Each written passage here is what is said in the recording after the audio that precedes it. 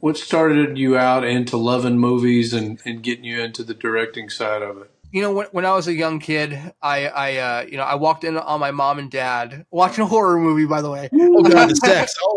um, Where are you going with this, James? yeah. No, it's movie related. And Wow, wow. yeah, I know, right? Warning. The following video contains strong language which may be offensive to some viewers and or inappropriate for children. The content within this video is intended for mature audiences only.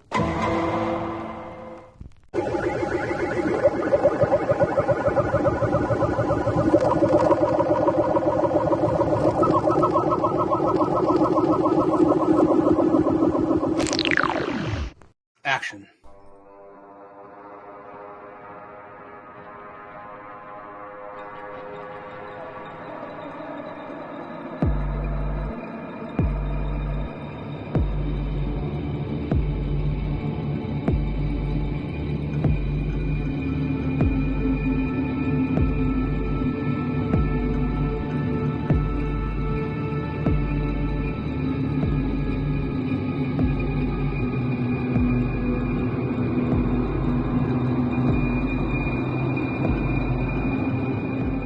I think you might have utilized the radio station and probably the billboards better than David Gordon Green did. You really had me thinking it was going to get more involved with that. I mean, because I always questioned that in ends. It always bothered me. Like, they made such a big deal about these fucking billboards and the fucking adding the radio station in there, like CGI and all that shit. And what we got, I felt like just didn't deliver. So, I mean, that was more like probably a tip of the hat, like.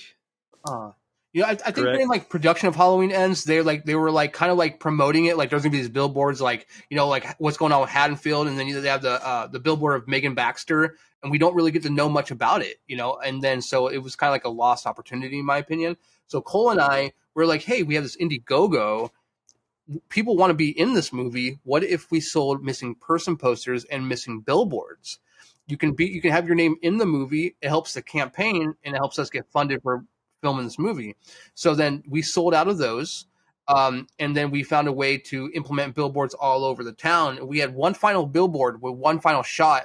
And Cole's like, I don't know what to do. Who do we put on it? And I was like, what if we have Corey Cunningham? And what if it says justice for Jeremy Allen?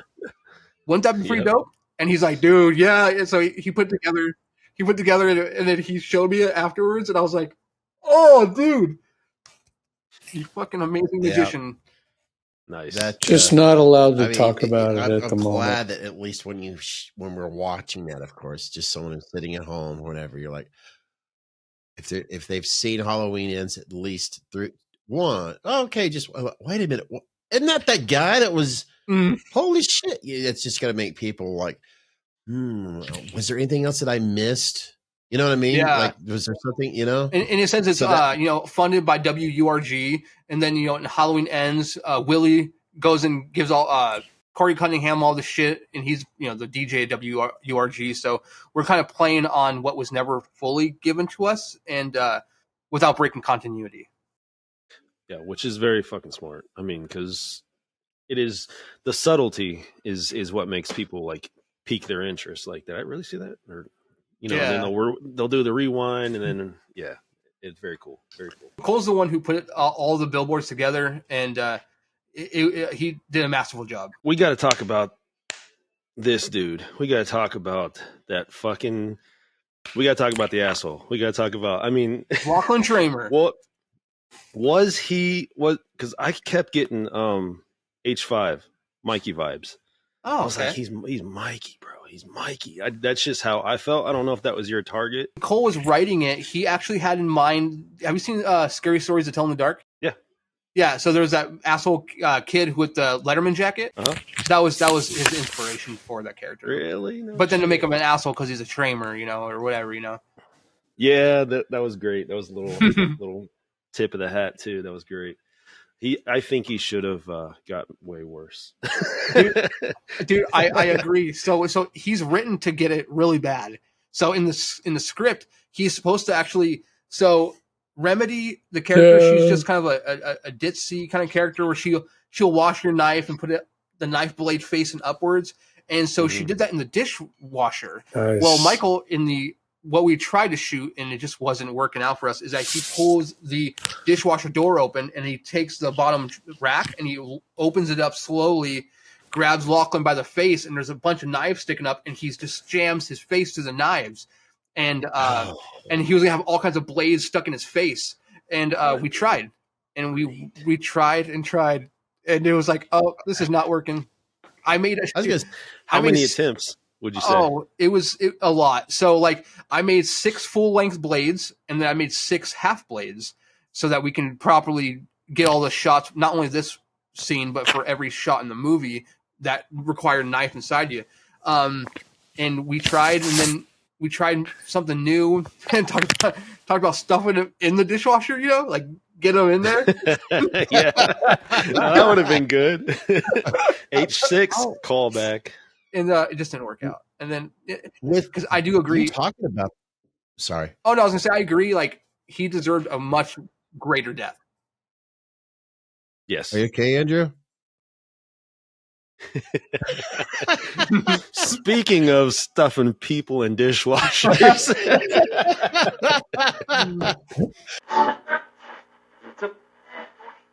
Don't drink this shit. What? I'll help you out here. Any redeeming qualities? Is this going to get me fucked up or anything? Folks, for you watching out there, you may have stumbled across other, podcasters out there. I mean, like the Osbournes, Steve-O. They've all had Liquid Death sponsoring their, podcasts. And, Chris and I, Meet Us in the Man Cave, we may have our first sponsor, Liquid Death. And it is October and death and, So, yes, it's Liquid Death. It's death in a can. Murder your thirst. No alcoholic content, right? This is totally just... We're doing this to kiss ass for our new sponsor, right? It's so good, guys. Look at that can. It's fucking beautiful. Yes. Oh yeah, it's gonna be our new thing here. Nothing to talk about there. Oh God. God damn. Meet Us in the Man Caves. High quality H2O. Pure wetness. Drink responsibly. Only available at Bubba. Did we just lose a sponsor? When it comes to with your special effects and all that, this being let's face it, this production of your film there was great quality and all that. That had to have been on the back of your mind. I got to make sure these, scenes where somebody's getting stabbed or, Michael's going to do this. That had to have been heavily on the back of your mind, making sure that looked fantastic. Yeah, it was cool because we ended up getting effects artists who do work in the industry. Madison Padilla, she's the lead effects artist in the movie. She's done work for Hulu Productions. Lena Lycum, who was the first effects artist we worked with, she just got done working on Superman.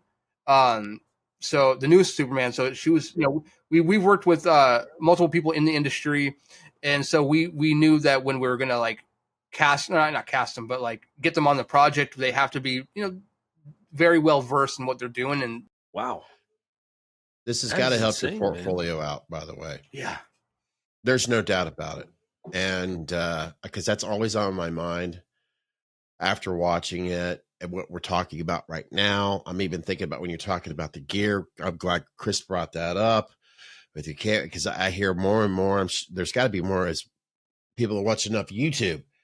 Well, this is what Netflix. This is their list. Is what you need to qualify to have a film on Netflix.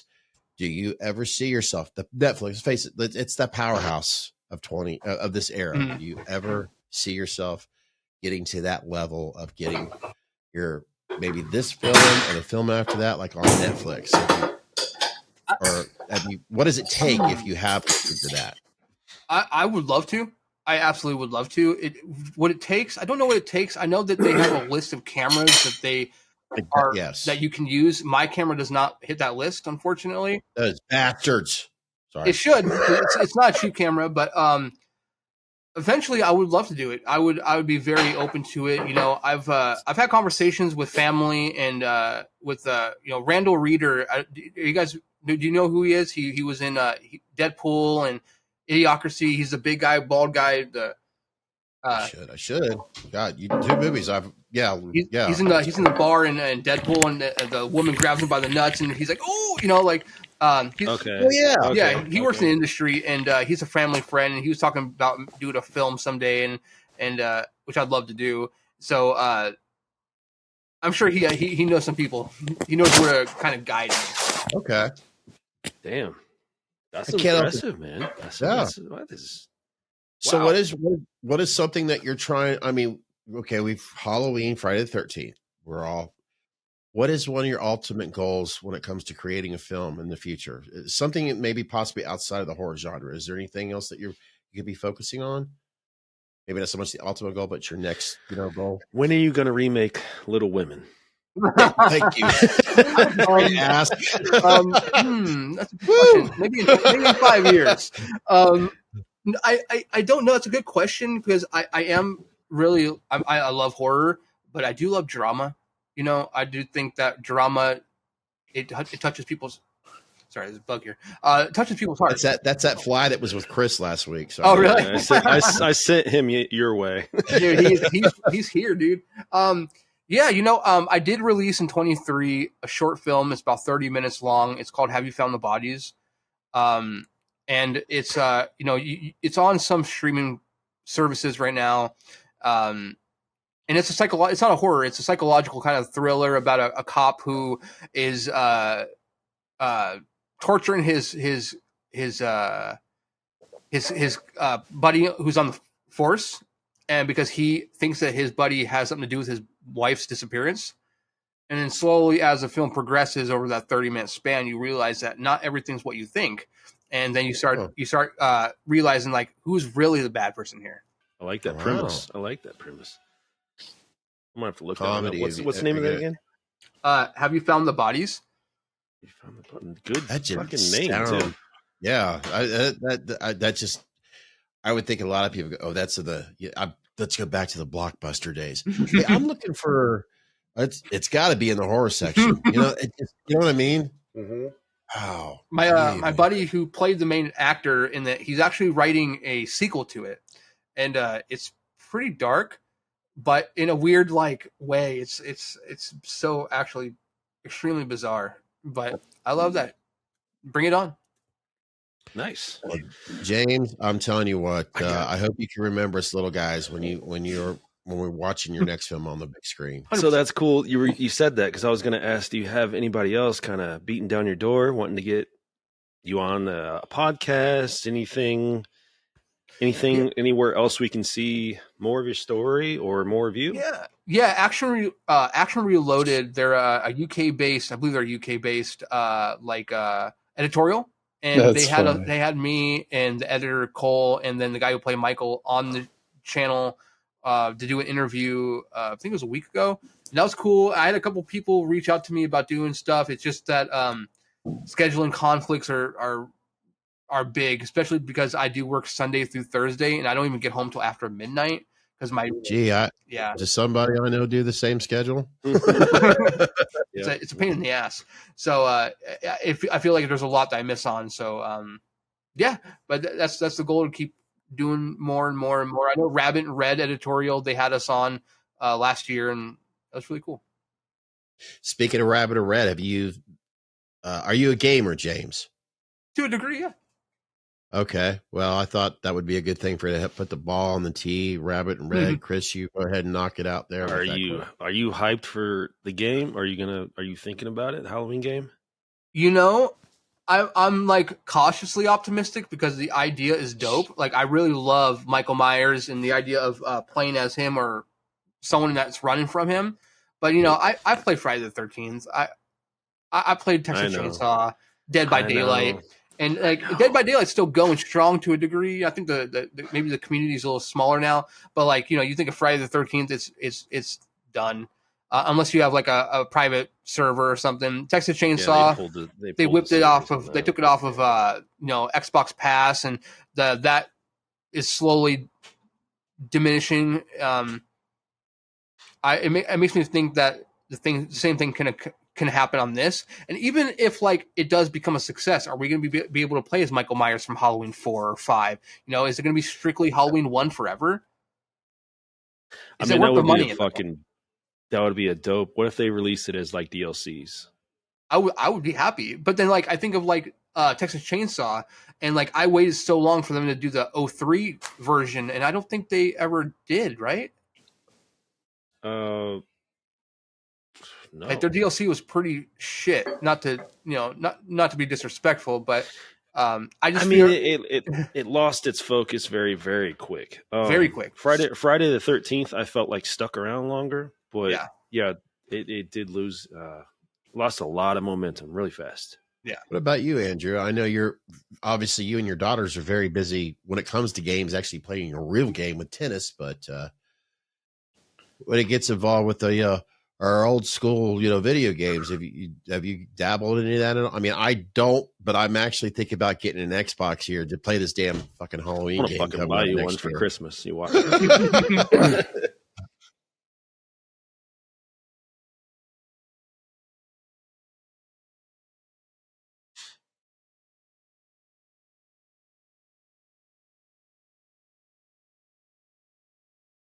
Oh,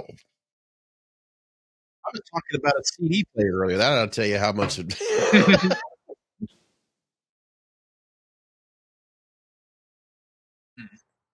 Well, you're a busy man, like you said. Yeah, you are very busy.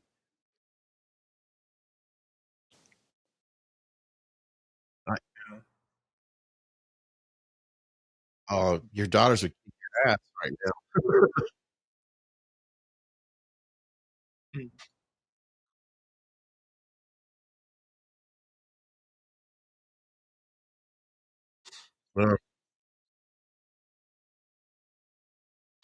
Well, you might not have to. I mean, if you have a PC, I mean, you could get Steam. Steam's got deals all the fucking time, and you don't need to pay for a subscription to play online with Steam. You just get on the computer and you just play it.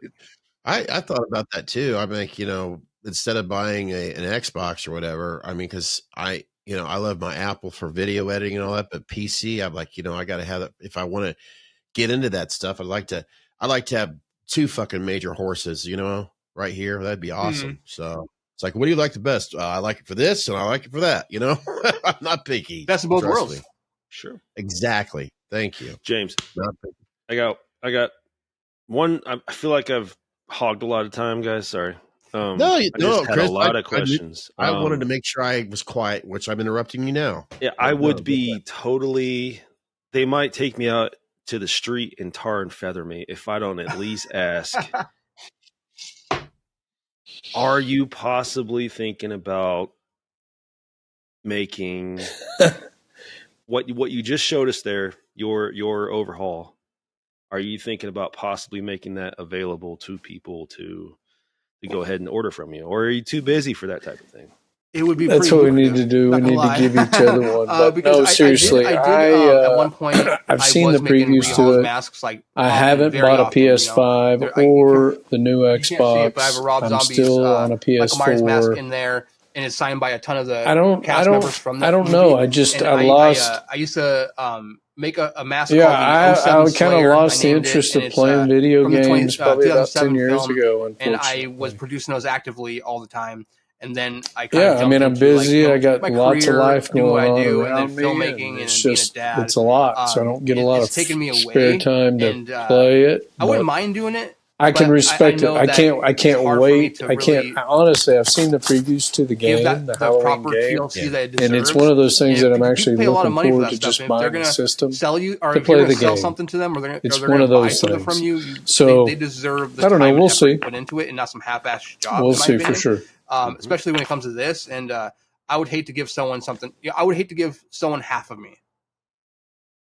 I wonder if you've ever thought about the possibility, because there's a lot of artists out there, independent artists, that are following the model of going ahead and not making it a per order detail, but say they do a passion project, they make a rehaul, they throw it up on eBay. Would that be anything we might ever see in the future? Maybe one of your masks, this used this in Halloween Aftermath, maybe popping up on eBay? Is it something that might ever, or is that thing, you have it right there in your hands and you're like, I love this thing, it's never leaving my side? Oh yeah, this one's definitely not gonna leave my side until it rots, and it's actually started to. Just because it's been so through the ringer, so I'm doing everything I can to preserve it. Well, you know what to do to protect it, right? Don't you? Clean up soap, water on the inside, and kind of like, Well, yeah, and then of course, if you really want to reserve it, foam fill it. Oh yeah, the proper way. I mean, there's so many products. I mean, hell, I've got some stuff but yes, if you have to ask myself later, but yeah, you could have it foam filled where it's, and then of course, if you're not going to foam fill it, you could actually seal it up with, hell, there's so many products out there. I could send you an email list of stuff because if you're not going to use it again, like say Aftermath Part 2. Yeah, he may, he could put it under his bed for a while and go ahead and dust it off. I had to actually apply Liquitex to the entire thing to reseal it. Dude. Yeah, thank you. That's what I was trying to think of. I'm good at that shit. You could seal that stuff up over plexi. Yeah, I don't know if you can tell here. We were filming a scene, and my actor was pulling it off, and it actually yanked a giant chunk of it out over here. I lost it and didn't notice it until the next day. So I went to his front yard, and it was all over the ground. Like, where's this piece of little latex at? That's like the size of, bottle cap, and I found it and I reapplied it and then tried to blend the paint in with it. But you might be able to see it a little bit, or maybe I love the color choices on that. It looks good. The earth tones, I love all that. Oh, that fucking looks nice, man. And then I didn't show you guys the 2018 mask from the beginning of the movie. And so let me just show you that one real quick. Here it is. Fuck. Smooth on. Yeah, they've got so many different types of products from, silicone on, but yeah, foam it. They even have a black. Did you rehaul that yourself, James? No, this one I did not. This one was made completely by someone. This one I helped with. Sick, man. But very cool. This is the opening mask. Very cool. Yeah, sorry, I didn't mean to interrupt, but foam it. Oh, yeah, there you go. It's really easy to use, and it'll help. In other words, what's great about this is it won't deform the shape of your mask. You want to watch it carefully, but it won't. But yeah, it's great. I've done it already a couple times, and it's so easy. And if there's one that you want to basically make sure, like in that case, it stays at its solid. In other words, it'll outlast you. Oh, really? Yeah. So that's the great thing about it. Awesome. Hey, James, quick question. Well, yeah. Hey, what are your thoughts on the just basically Hollywood in the moment right now with AI? Ooh, that's a good one. In terms of like the usage of AI, or? Well, just like people kind of getting over the top with it a little bit. Like, what are your thoughts with that? And should it even be entered into the retrospective art of acting? Yeah, it's funny. I was actually just talking to a producer, one of my producers for Scream today about that AI, and him and I both share a similar sentiment where it's like we see the benefits of it in terms of like using AI to help schedule things, using AI to help like manage things. Maybe not using to take away people's artwork. Even though you can use ChatGPT or something to do storyboarding free, which is very beneficial. I think it's important though, as an indie filmmaker who doesn't have money, like when you don't have money to make the things you want to make, I understand you can work harder and make more money to spend money on it, or you can use AI to help get you in the right direction without spending any money. Because if I was a big corporation and I could pay people, I would do it. But if you're James Grimm over here, who's not making millions of dollars and he's just trying to make a film because he loves making movies, and I use AI, and if someone's going to give me a hard time about it, it's unfortunate because I'm only doing it to better my product without having to go into debt. And I've gone into debt doing a movie, My Special Boy, dude. I spent a lot of money making it, and no AI has went into anything I've ever done. But I'm just saying, like, I know what it's like to spend a lot of money, and preferably if I don't have to, I would like to not. That's because I don't make money off of this. And but if I was a corporation, I would say, screw AI. Let's pay the people who work their asses off. Right. Yeah, I guess more so for my question is just like your respect of the actor itself. Like if it's put into an AI position as an actor, would you even want to stand behind it as an actor? I would say the only way I would really be down and okay with that is if the actor themselves said, hey, I'm going to sign away my likeness for you to implement that. But if they refuse, then I don't agree with going behind their back and using it. But 100% there. But I mean, it's just even not even using someone's likeness, but just using AI period, I guess. Oh, you mean to create film in general? Exactly. Create film in general and not really have the art. Like, I mean, I hate to say it. I'm not I don't believe the guy's beliefs, but Tom Cruise we're talking about the peak of acting.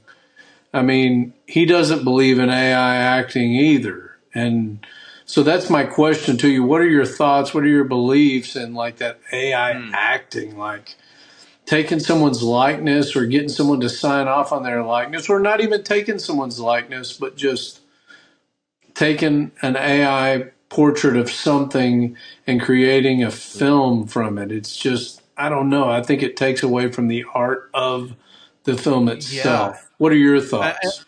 I say respectfully to anyone who may feel differently than I do here.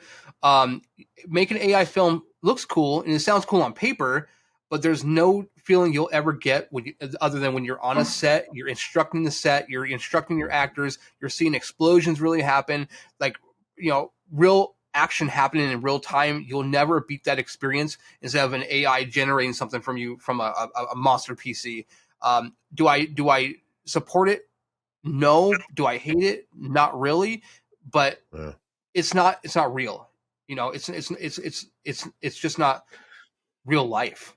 It's fake. It's artificial, and it will never. I mean, I don't want to say never, but I don't see it being what we can do as mankind creating film.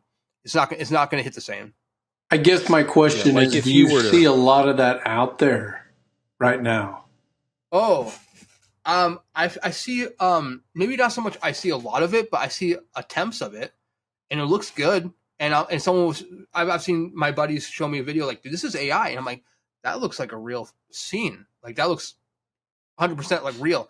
I don't like that. No, I think it looks cool, but I don't want it to become a norm. Yeah, there's no way you can ever, or at least in my perspective, seeing an AI generated scene as in a movie that you're doing, say take Halloween Aftermath, and then you see a CGI death. I mean, that versus practical effects that you took is not going to have the same impact at all to me. Right. There's no way. And again, my questions weren't directed towards your movie whatsoever, right. So please understand that too. Mm-hmm. I just wanted your thoughts on how they were out there in the area per se. So please understand that too, James. No disrespect by any means. 100%. I feel like AI has the ability to make something so grand on such a small budget, and it's unfortunate because people like myself and people like everyone who worked on my movie, not my movie, I'm going to say it's our movie. We worked our ass off to make it, and then for AI to come in and just kind of do that in a couple hours, it's like a fucking kick in the teeth. Right. There's no respect there. I can imagine. Yeah, as right now, the average person sitting at home, whether they're watching it on their phone or their TV, you could see AI so easily on YouTube. Yeah. What's AI and what's not. Thank God. And hopefully that's, if you are not on the bandwagon of AI, then you're going to be able to at least know the difference between the two. And when it comes to music, oh boy. Yeah, just open up fucking Instagram. Don't take me down that path. Open up Instagram and watch all the chiropractor videos. They're fucking gosh. Wild. They're throwing people out of windows and all types of shit. Oh yeah, people standing in McDonald's and falling through the floor and stuff like that. It's amazing. Since I'm such a movie buff, James, let me ask you, what got you into it? What started you out into loving movies and getting you into the directing side of it? When I was a young kid, I walked in on my mom and dad watching a horror movie. By the way, oh god, the sex. Where are you going with this, James? Yeah, it's movie related. And wow. I know, right? That probably happened as well. I don't remember, but I walked in and they were watching Halloween: The Curse of Michael Myers one time, and then one time they were watching Jason Goes to Hell, and they had a friend over who had a Freddy Krueger tattoo right here, and I walked in and he was watching Freddy's Revenge, which is my favorite nightmare outside of the first one. Watching those movies, it was always so like cool, and it's like whoa, I know that guy's not really burned. I'm a little kid and I know that's not real, but it's like so cool how they're doing this. And then I never wanted to make film at that point, but I just was intrigued by like the whole like creation of monsters. And then John Carpenter's Halloween I saw for the first time, and when I was younger, it wasn't so easy to find home video of it. I think the very first time I've ever seen Halloween 1 on home video was the Blockbuster trilogy release, right? Which actually had Halloween 6 on the front cover of it. The Halloween 6 mask. You're talking to some old guys here. We had it a long time ago, like on what was that before VHS? It was like 8-track, sort of laser like disc. I have no idea what you're talking about. Yeah, I know. So I saw it when I was a young kid, and at that point I had already seen Halloween 4 and Halloween 5, and I saw my mom and dad watching Halloween 6. But then when I saw Halloween 1, 78 classic, it was like John Carpenter. Like that name is awesome. The Michael Myers, his whole getup is awesome. Like what is he? He's like this like phantom, and he's like the Shape, And it's what made me want to make movies. And then I didn't even try to make a movie until I was already 28. I think it was maybe I was 30. Yeah. So I tried making a movie back in 2018 on a phone, and I was like, I'm going to make a movie for the first time ever, and just for shits and giggles. And now I'm here. Damn. Never say never, and at least you're doing it. You're not like me who sits around daydreaming about shit and not doing anything about it. You are doing it. So kudos and congratulations, and pat yourself on the back at the same time. Thank you. I want to follow up with that and say that it was announced the day before yesterday that Halloween Aftermath won 18 awards at the Hollywood Horror Blood Festival. And so I never thought in my life I'd ever be an award-winning director, and I am. Damn, that's awesome. Congratulations, man. Thank you. I won Best Director, so that's really cool. We got to find some Riverside music for that. You know what I'm saying? Congratulations. Cheers. Thank you. It's great. It's been nothing but a pleasure talking to you tonight. Thank you. All right. Okay, crowd. Thank you. Good. Meet us in the man caves. Underwear that's fun to wear. Super duper absorbent materials that absorbs 25 times its weight, neutralizes that shitty and pissy odors with our lavender musk scent. Shitty melt protection to pissy melt protection. Maximum overloads. Meet us in the man cave's fresh protection underwear that's so damn fun to wear. Now come on, what are you wearing? Only available at Bubba. James, I got a couple more questions for you. Shoot. If you could talk about, we obviously want to know what drives you, what inspires you. You obviously have a passion and a little fire under your ass right there. Music, what kind of music you get into, cars, anything like that. Like, can you talk about any of your likes, dislikes? What do you get into there? AI music all the way. AI. So before I answer that properly, hit me with that Cardi B. So one thing about AI music before I get into what I do like is that, so as an example, there's some AI music I really like. So I'll listen to a song that's done by Nirvana, but they'll use a singer from like Coldplay or something. Oh, that's a bad example. I don't listen to Coldplay, but like Avenged Sevenfold, they'll use M Shadow from Avenged Sevenfold. Don't they'll lie. put on Don't you lie. Nirvana, I mean, and I'll be like, oh, dude, that's. I mean, I don't know. Like, have you ever heard like Axl Rose on a Linkin Park song? It's ridiculous, but it's awesome. I fucking love Axl though. Yeah, dude, exactly. I like Guns, and I like Linkin Park. I'm visualizing Axl Rose in '87. Welcome to the jungle. Exactly. So I do like that stuff. But moving into what I've seen those videos. Those type on YouTube. I'm sorry. I'm now visual. Okay, because I've seen my Van Halen with Cool in the Gang Celebration. Yeah, where they mix it up, and it's like you hear it's good and it's hysterical at the same time. Yeah, it's like I listen to that. It's pretty damn good. That's funny. It's, there's that would be a whole story. So I'll go into what you were asking me this moment ago. I like metal music. I'm a big fan of Avenged Sevenfold. I mean, I love Black Sabbath and I love Kiss, and Ace Frehley just recently passed. Him and I share a birthday, April 27th. So rest in peace to him. Ozzy as well. That's sad. But I listen to a lot of Ice Nine Kills and a lot of metal core and then metal overall. I love horror movies. What inspires me to make movies, I think my kid does. I think my kid is like the greatest inspiration for me in my world. Yeah, she kind of helps me be better at everything. Yeah. When I try to do anything in life, and whether that's going to school, going to work, being a filmmaker, a musician, whatever it is, I always think about her in my mind. Like, because at the end of the day, like I'm like this great human to her, and like so I need to be like a great example, right? So, she was there at the premiere for Aftermath. It was her very first premiere ever, and got to do the runway thing and do the red carpet thing with her, and it was such an extraordinary experience with her, and she's like my rock, and she just makes me want to be better at everything. That's awesome. Yes, sir. Yes, sir. Very good. It's awesome. I feel that. For the past 2 years, this town has tried to forget about Michael Myers. It's tried to move on. It's tried to heal.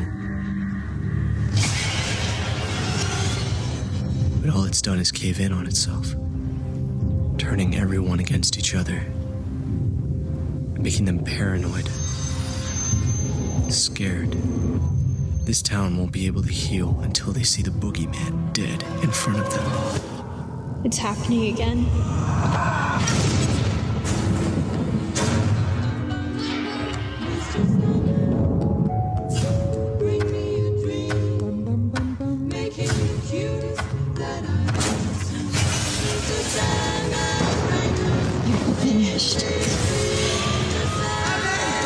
You're done! Run! Go!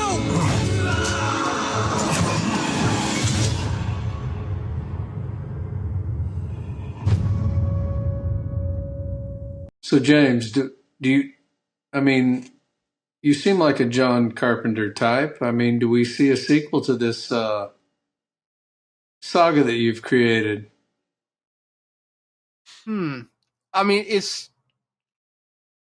Ooh, that was a trick question. I've had ideas, like, because, the story is like, you have Halloween 2018 and Kills One Night. We jump 2 years ahead and we have Halloween Aftermath, and then you jump 2 years and then you have Halloween Ends. But what happens in the year before Ends? Exactly. You see at the end of Aftermath, like Cole Dalton, he drives away and we think that he left Haddonfield. But like at the end of the film, prior to the graveyard scene, we see him holding a dead girl, a house full of dead bodies, and the cops are dead outside. And we get no mention of anything like that in Halloween Ends. So Cole Dalton, did the ending of Halloween Aftermath really happen that way? Or is it more like Rob Zombie's Halloween 2 when we see the end of it and Laurie Strode's in the asylum, and is everything real in Aftermath? If we were to tackle a sequel, it would happen a year later. Or is it? Or is it real at all?